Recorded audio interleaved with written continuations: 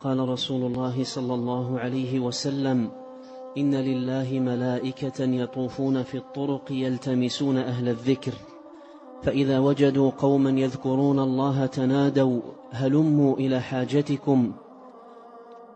قال: فيحفونهم بأجنحتهم إلى السماء الدنيا. قال: فيسألهم ربهم عز وجل وهو أعلم منهم: ما يقول عبادي؟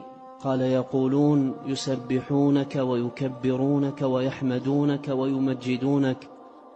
قال: فيقول عز وجل: هل رأوني؟ قال: فيقولون: لا والله ما رأوك.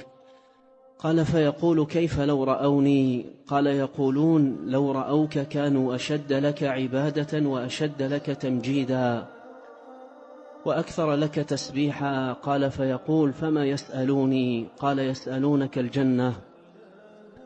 قال: يقول: وهل رأوها؟ قال: فيقولون: لا والله يا رب ما رأوها. قال: يقول: فكيف لو رأوها؟ قال: يقولون: كانوا أشد عليها حرصا وأشد لها طلبا وأعظم فيها رغبة.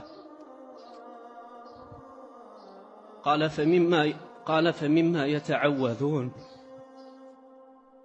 قال: يقولون: من النار. قال: يقول: هل رأوها؟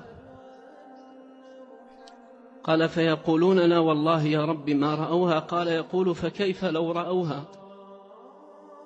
قال: يقولون: كانوا أشد منها فرارا وأشد لها مخافة. قال: فيقول: فأشهدكم أني قد غفرت لهم. قال: يقول ملك من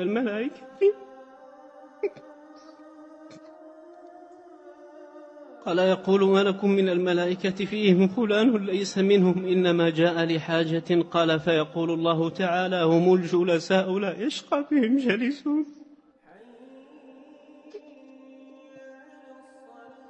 رواه البخاري ومسلم.